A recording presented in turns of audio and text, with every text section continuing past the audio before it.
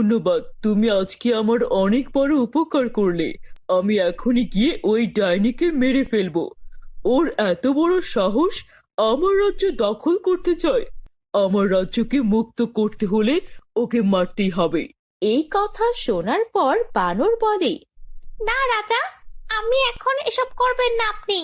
আমি শুনেছি রাতের বেলা ডাইনিদের শক্তি 10 গুণ বেশি হয়। এমনও হতে পারে আপনি আর আমি ওই ডাইনির হাতে মারা পড়তে পারি। এখন চলুন আমরা চলে যাই, কাল সকালে ওকে মারা যাবে। বানরের কথা শুনে রাজা ধীরে ধীরে সেই জঙ্গল থেকে বের হয়ে আসে। কিন্তু সে বের হওয়ার সময় ডাইনির সেই জাদুর কাচের ঘর নিয়ে আসে। সে কাচের ঘর নিয়ে এসে রাজ্যের মাঝামাঝি একটা জায়গায় সেই কাচের ঘরকে তার জাদু দিয়ে বড় করে ফেলে, আর সেটা সেখানে স্থাপন করে